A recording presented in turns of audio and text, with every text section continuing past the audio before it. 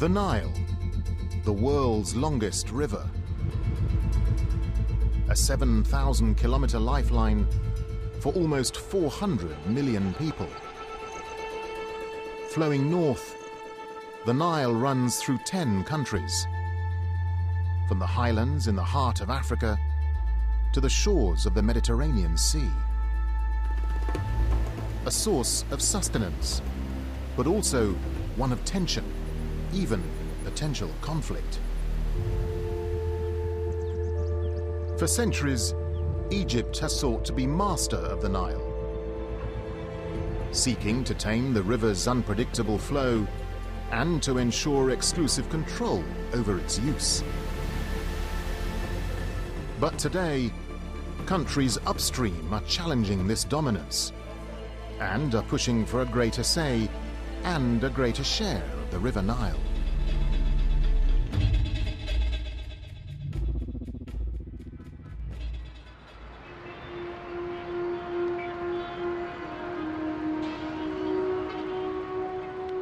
Cairo, capital of Egypt. A teeming metropolis that has grown on the banks of the Nile.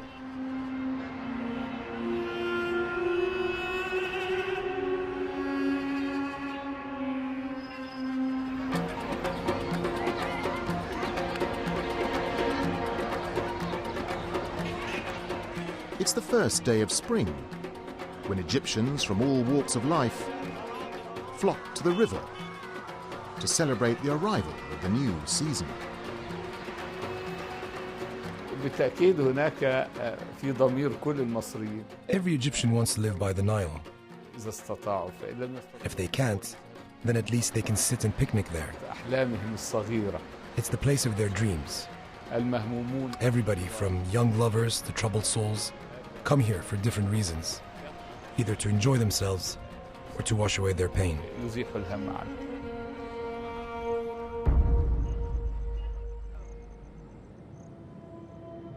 The ancient Greek writer Herodotus described Egypt as being the gift of the Nile. It was a fitting description. The major cities that run along the Nile are only there because of the Nile. If the Nile wasn't there, it would just be another part of the Sahara Desert. You know, it would just be dust and sand. You couldn't live there without the Nile. It is the lifeblood. Attached to this source of life, 95% of the Egyptian population lives along its banks. Just 5% of Egypt's land. The rest, just desert. The Nile may be most commonly associated with Egypt, but its waters begin their journey thousands of kilometers upstream. There are two main sources of the river. One is the Great Lakes of Eastern Africa, and the other is in the Ethiopian highlands, where the majority of the Nile waters originate.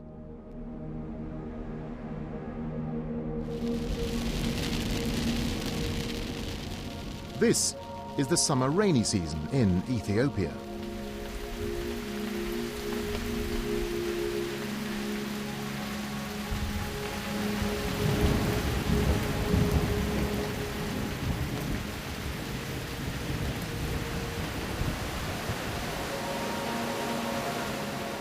The rainfall forms gushing rivers and tributaries.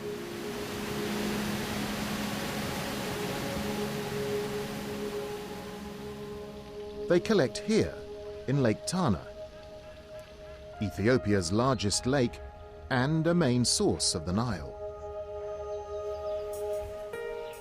This 600-year-old monastery is situated on one of the lake's many islands. Decorated with biblical paintings, it belongs to the Ethiopian Orthodox Church.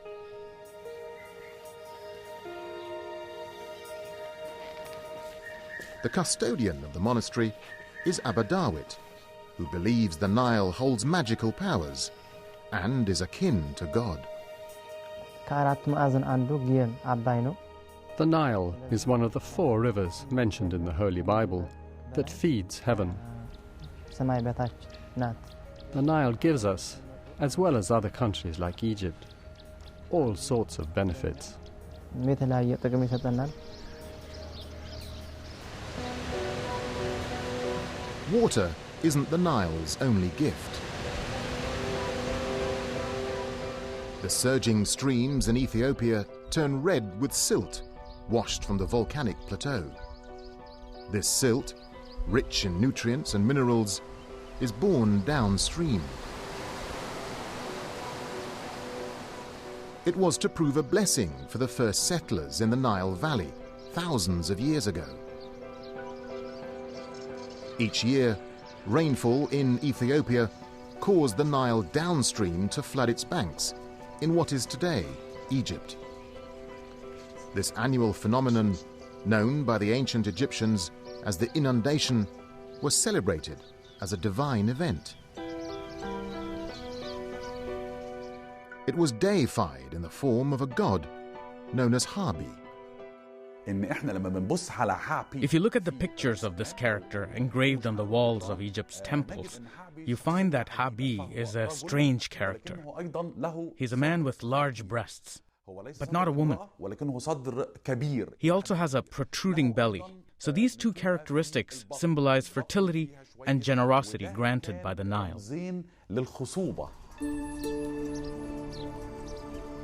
Fertility was the key gift. When the Nile flood receded, the rich silt carried by the river remained behind, fertilizing the soil, creating arable land in stark contrast to the surrounding desert.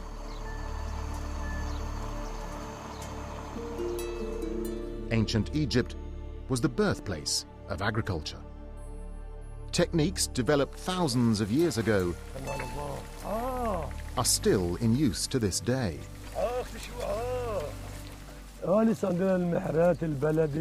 We still use the old plow, the one pulled by cattle.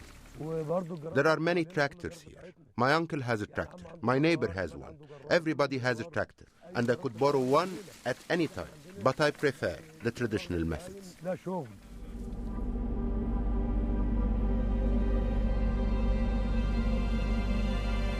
The pharaohs have long since passed from the stage of history, but some of their legacy endures.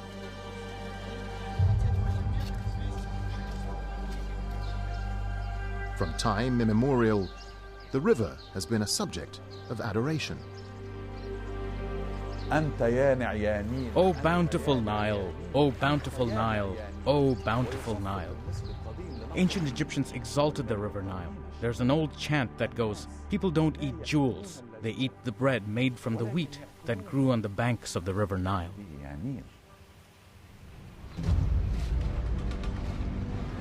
But there's a darker side to this love of the Nile. Such adoration can lead to possessiveness. For the Egyptians, the Nile is unquestionably their river, above and beyond the claims of any other Nile basin country.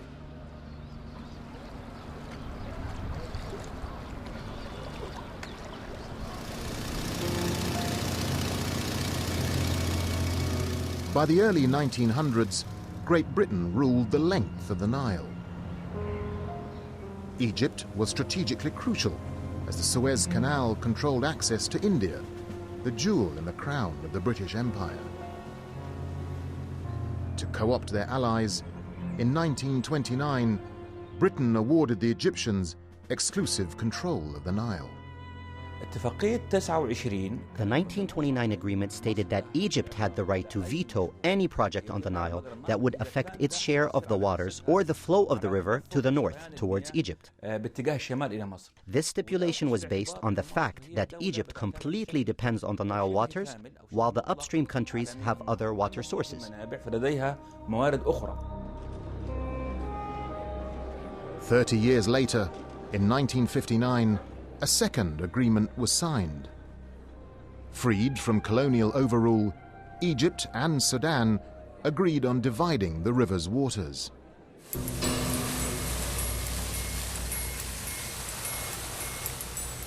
During the 1960s, African nations upstream gained independence. Nowadays, these countries are challenging agreements signed when they were under colonial rule.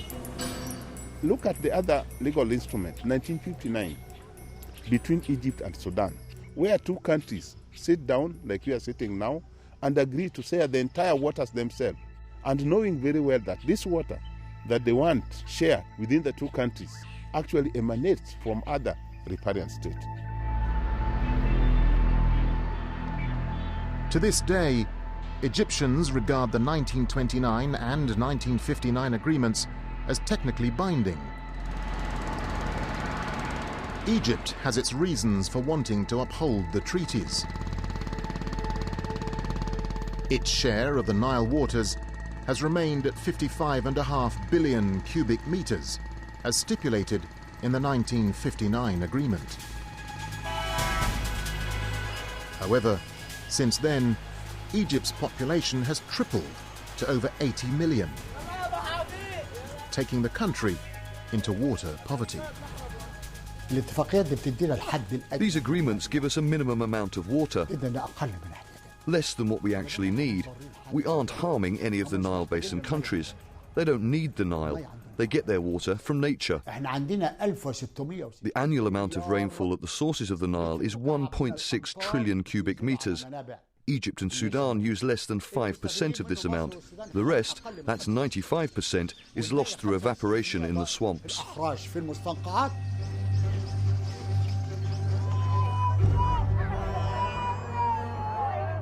But sometimes rainfall is not enough. Famine has ravaged states through which the Nile flows. Here, in Ethiopia, one of the river's sources, the failure of the annual rains has led to catastrophe in the past. Millions have died.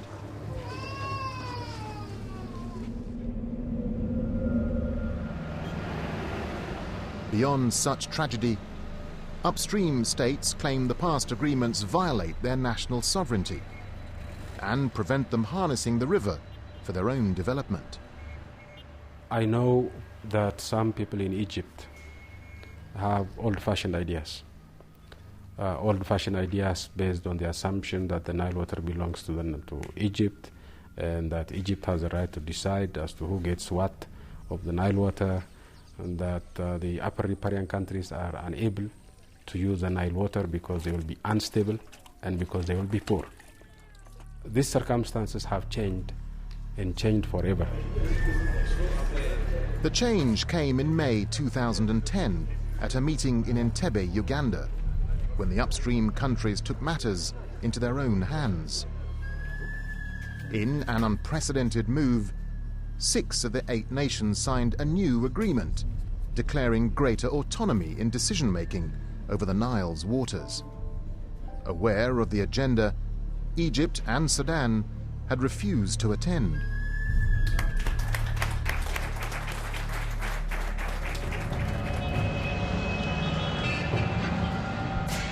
What was signed in Entebbe set off alarm bells in Cairo, touching the very chord of Egyptian fear about its water source.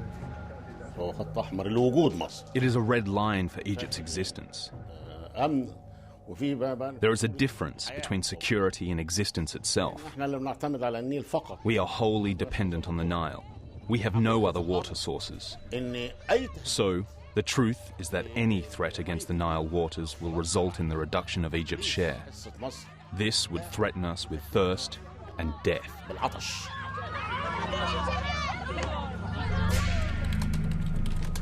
The spectre of a water war looms over the region.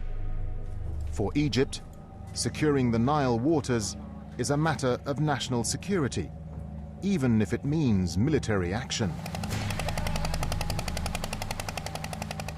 A common feeling shared by most Egyptians. Egypt would die. What would we drink? Of course we would fight. We will fight anyone who attempts to stop our source of water.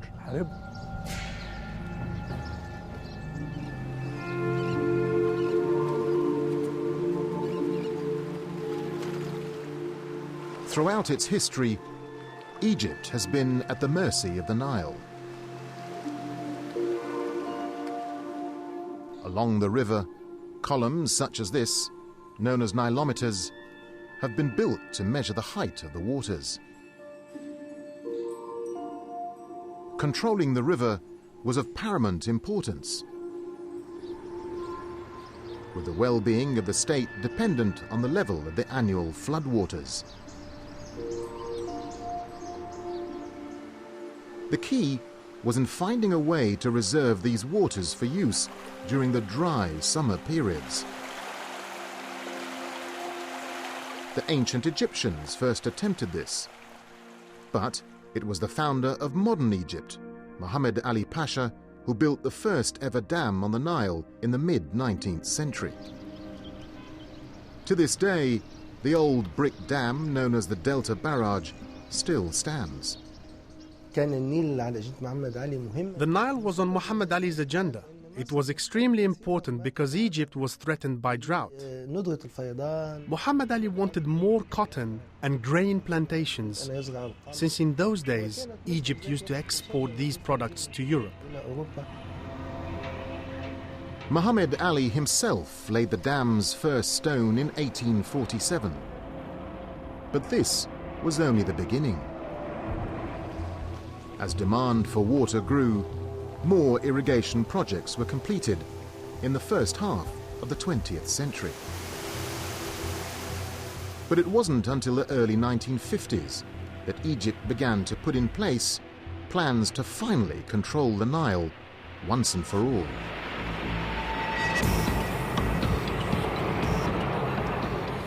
In July 1952, a group of army officers carried out a coup d'etat. Egypt's king was dethroned and exiled. A new regime took power.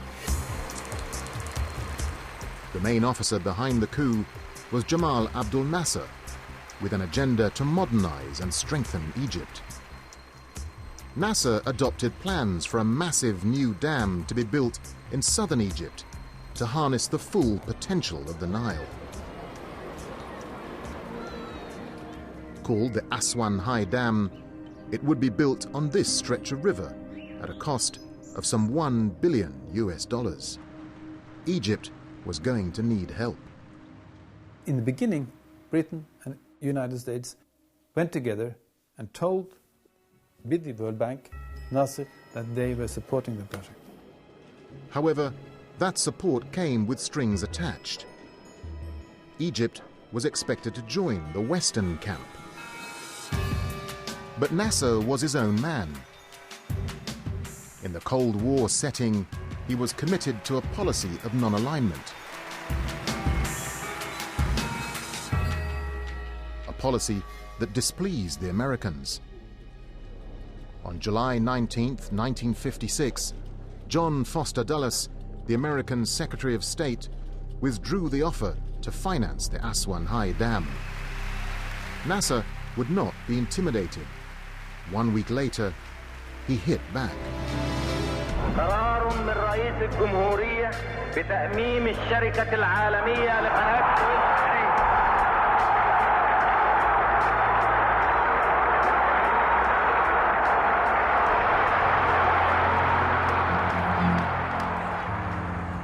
Nasser's decision to nationalize the company that owned the strategic Suez Canal was a bombshell. The revenues paid by ships passing through the canal could help Egypt finance the Aswan High Dam. It was a trump card, but it rattled the powers in Europe and led to the Suez Crisis of 1956. Britain, France, and Israel conducted a joint attack on Egypt to win back control of the canal. British and French troops landed in Port Said on the northern tip of the Suez waterway. But this was as far as they went. The invading armies were forced to withdraw under heavy international pressure from the United Nations. Egypt's relations with the West were shattered. Nasser now looked for friends elsewhere. In 1958, Egypt signed an agreement with the Soviet Union for the financing of the High Dam. The Russians gave Egypt two loans, 400 and 500 million rubles. This was not aid. Egypt paid back these loans from the Suez Canal revenue. With the Soviet loans, Nasser inaugurated the start of construction of the Aswan High Dam in January 1960.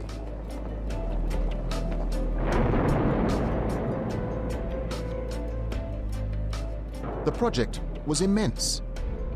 It is said that enough rock was used in the construction of the dam to build 17 great pyramids.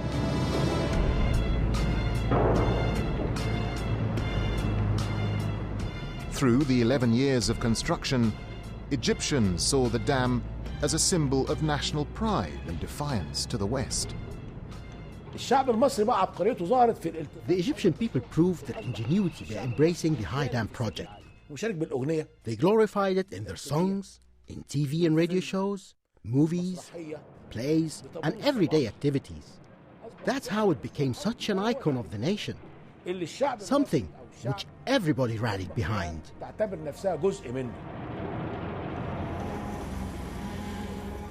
Nasser, the father of the project, never lived to see the completion of the dam. Just 4 months before construction was finished, he died of a heart attack.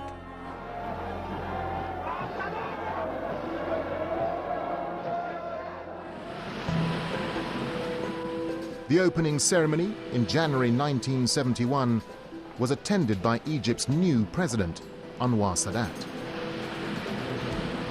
The dam saved the flow of over 30 billion cubic meters of floodwater each year, water that otherwise would be lost into the Mediterranean Sea. Behind the dam, a huge man-made reservoir known as Lake Nasser was created. The water held in this lake was Egypt's insurance policy against the river's unpredictable flow. The Aswan Dam gave the Egyptians a guarantee that there would always be water there. I mean, during the drought in the 1970s and 1980s in Sudan and Ethiopia, the Egyptians, they could go on cultivating as before because they had all this water behind the dam in Aswan. But perhaps most importantly was that the Aswan Dam in a way nationalized the river Nile in Egypt. Elsewhere, the river remained untamed. Upstream countries were still at the mercy of the Nile, experiencing at times either famine or devastating floods.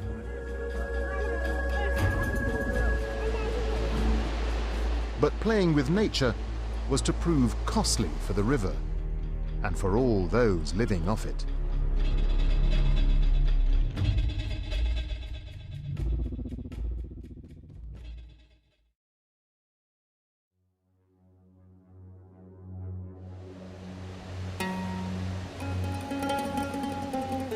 The Aswan High Dam,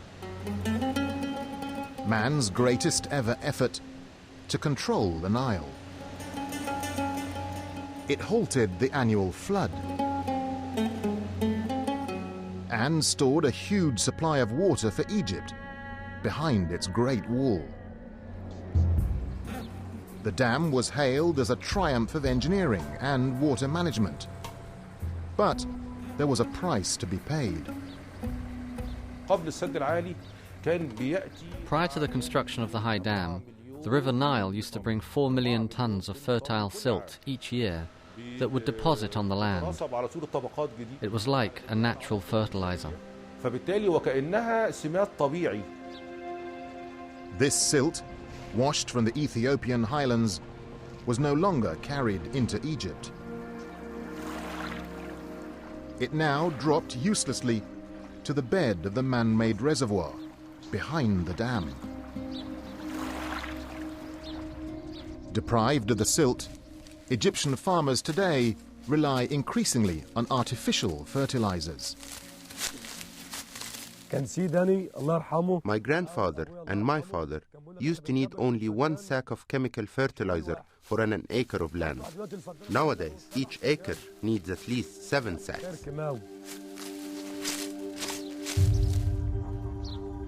The loss of natural fertility in Egypt's farmland was not the only negative repercussion of the Aswan High Dam. The reservoir formed by the accumulation of waters behind the dam was named Lake Nasser. Today, it's one of the largest man-made lakes in the world, stretching over 500 kilometers. It straddles the borders of Egypt and Sudan, an area known as Nubia. Situated on the banks of the River Nile, Nubia was home to many ancient temples. But in the 1960s, during the construction of the Aswan High Dam, the rising waters of Lake Nasser threatened to submerge these monuments.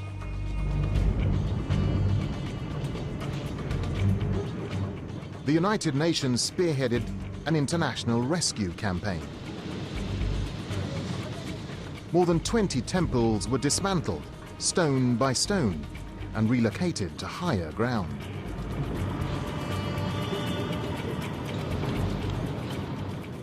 The largest of these were the 2 giant temples of Abu Simbel, built by the pharaoh Ramses II.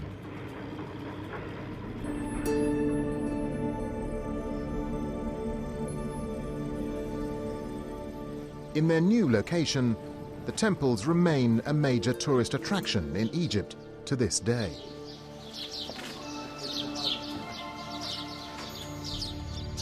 Archaeological sites were saved, but people living in the area received no such consideration.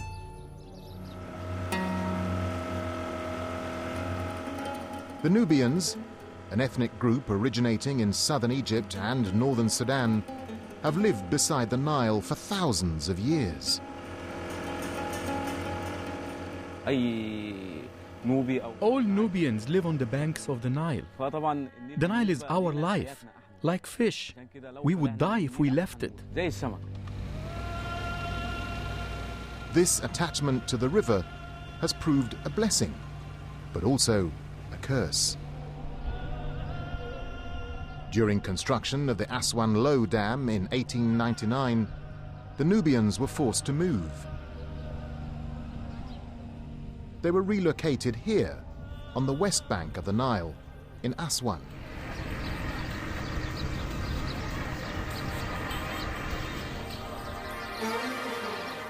Today, the village of Khab Sohail is the most famous Nubian settlement, a place where tourists come seeking a glimpse of a traditional life.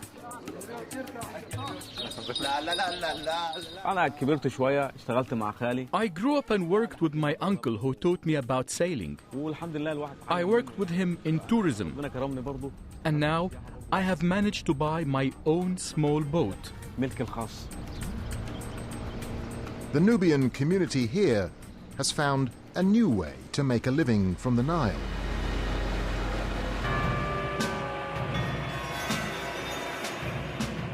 But a second major displacement of Nubians was to prove far more traumatic.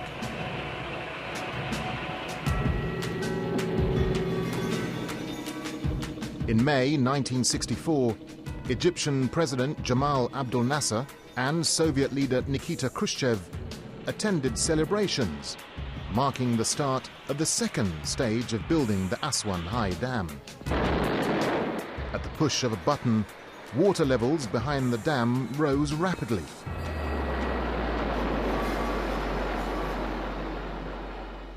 The project was on track, but at the expense of over 120,000 Nubians in both Egypt and Sudan who were forced to move. It was very difficult to be pulled out of our homeland and taken to another place. It was very harsh. The displacement my family suffered in the Nubian region was very painful. It was a huge sacrifice.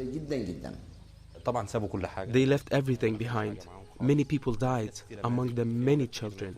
No one was given any time to do anything. Our people had to leave everything in a rush to catch the boat. A civilization dating back thousands of years was uprooted. The Nubians called their homeland the land of gold. But it was now gone forever for just a meager sum of money. My father received 36 Egyptian pounds in compensation for the house, the land, and everything else. The Egyptian and Sudanese governments had promised the Nubians better living conditions. But their new home, away from the Nile, proved far from satisfactory. They moved us into concrete buildings and at a stroke took away our history and civilization. They wiped out our identity. They took us away from the Nile. Nubians are only happy when they are beside the Nile, but not a single resettlement village was by the river.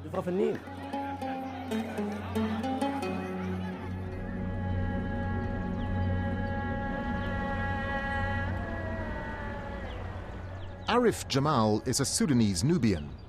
He was a child when the displacement occurred. Today, he teaches African history in America.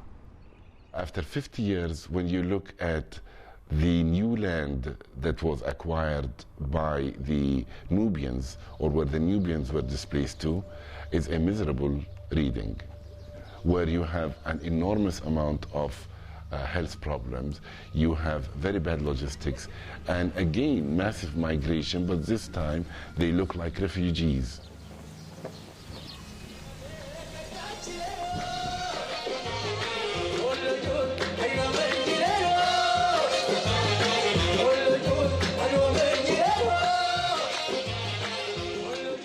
Despite the trauma of displacement, Nubians have done their best to keep alive their traditions and their distinctive language. Many Nubian songs center on a return to their lost homeland. Their dances inspired by the gentle flow of the Nile. You can never forget your homeland, the place where you are born and the place where you die. We live now in our memories.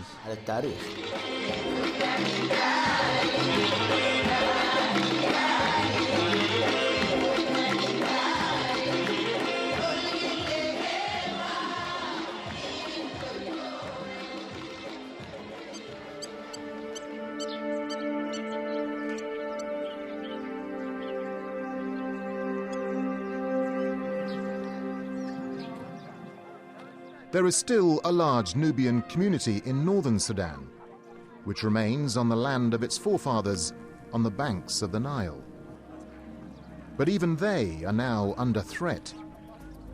In 1992, the Sudanese government announced its intention to build a huge hydropower station here in Nubia. The planned project, known as the Kashibar Dam, would use the Nile flow to boost Sudan's power supply. Once again, the Nubians face being sacrificed on the altar of development. There is no social or environmental assessment to it. The communities are against it. We are talking about 99 villages along the Nile. We are talking about 1.5 million people. We are talking about 1 million acres of fertile land. We are talking about the last prestigious date palms that people live on. We are talking about archaeology that we did not even scratch the surface of. The Sudanese government put the project on hold, but for the Nubians, it remains an ever-present menace. It's just like a nightmare or a threat. Every now and then we hear the president talking about reviving this project, which is Kajabar.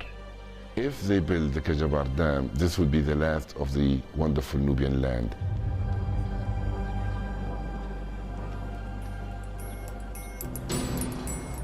Environmental and human factors have made many international donors wary of providing loans for large hydrological schemes on the Nile.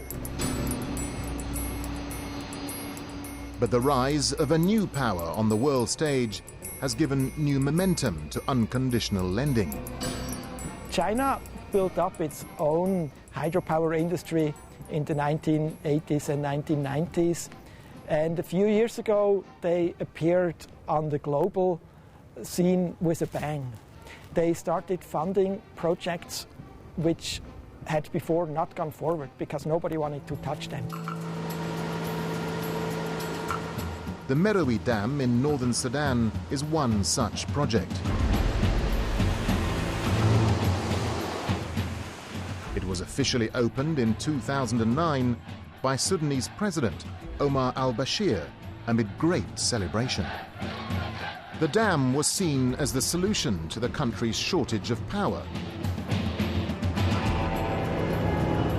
Its huge turbines using the river flow to generate electricity. But the Sudanese had initially found it difficult to get the project off the ground. The Sudanese government had tried to attract funding from European governments, from Canada, from other sources for many years, and they didn't succeed because of environmental concerns and human rights concerns. In 2003, Chinese and Sudanese officials put pen to paper on an agreement in which China would provide a substantial loan for the building of the Merowe Dam.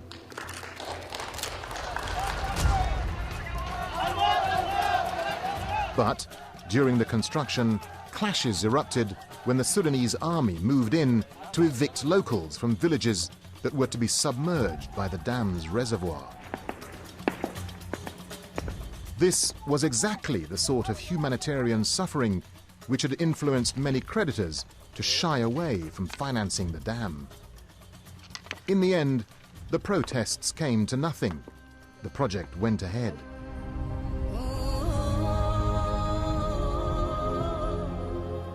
As the waters rose behind the dam, some 50,000 Sudanese had to leave their homes and much of their property.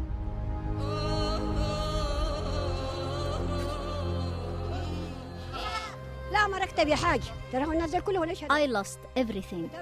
I had over 100 palm trees. Is the government going to compensate us?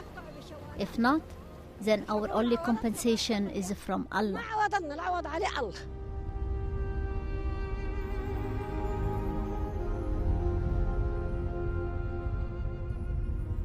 Africa's large dams have not reversed poverty. They have not dramatically increased electricity rates. They have not dramatically improved water supply for people living there. What they have done is help create a small industrial economy that tends to be companies from Europe and elsewhere. And so these benefits are really, really concentrated in a very small elite. The number of hydro power stations along the course of the River Nile is on the rise. With the exception of Egypt, the Nile Basin countries face a chronic shortage of power. Large majorities of the populations in these countries do not have access to electricity.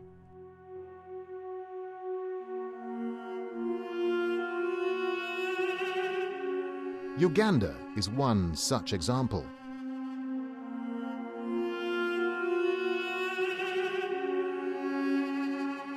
Here on the Nile, close to its outlet from Lake Victoria, there are 2 hydro power stations.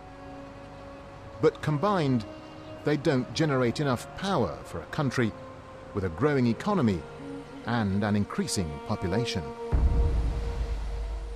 9% of our people have electricity. 91% don't. So we have an aggressive rural electrification program, which is ongoing, and we have a target that in the next 4 years, this number, which is today 9%, should rise to 16% in the list.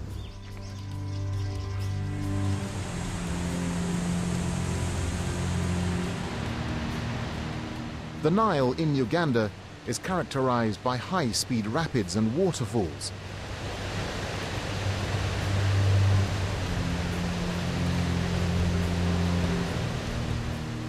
One of the most well-known is the Murchison.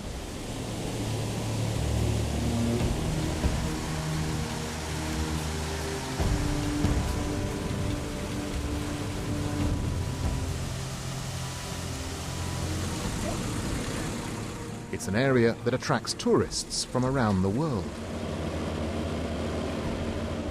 And it's home to Uganda's largest national park.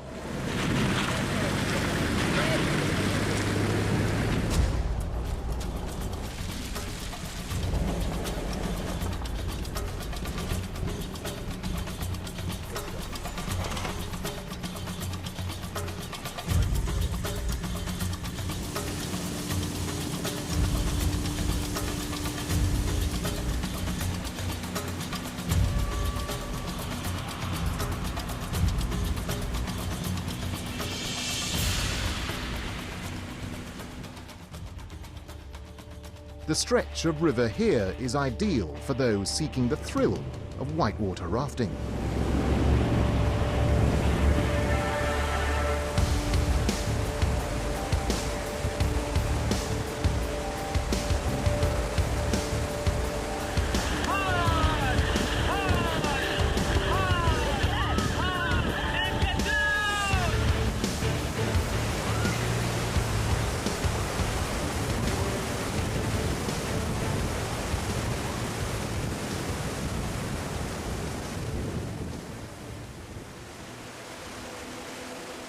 Toto Closer has been running rafting expeditions for tourists along the river since 1996. He has made a decent living, but these falls are now threatened by the construction of a new dam. Toto is torn between the love of his work and his country's need for electricity. So for my comment about that dam, the electricity is good and rafting is good, so it's for them to know what is good, what is better between.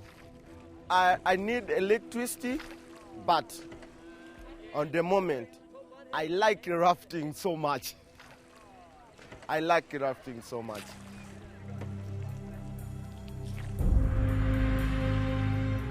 The Bujagali Dam, a new hydropower station being built here, will flood the rapids and create a man-made reservoir. But the dam will meet only a fraction of the country's electricity requirements. The Ugandan government is keen to exploit these fast-flowing waters to generate power.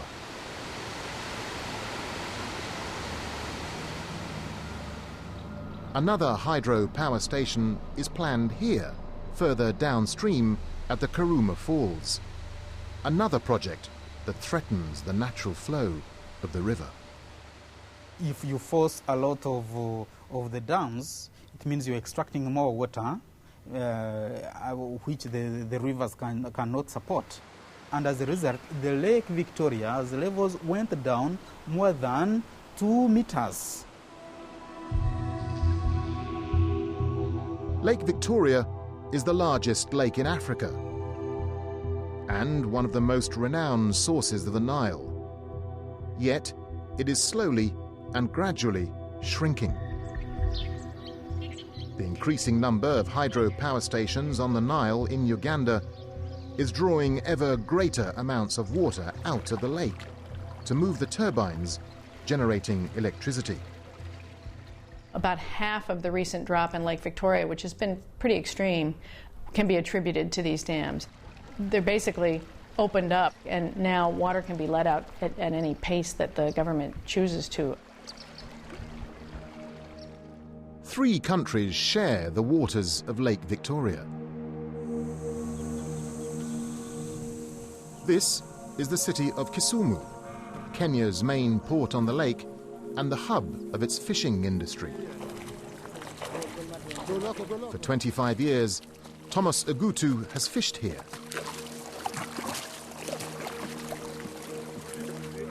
He remembers the days when fish were once plentiful and business was good. Nowadays, he's getting a much smaller catch.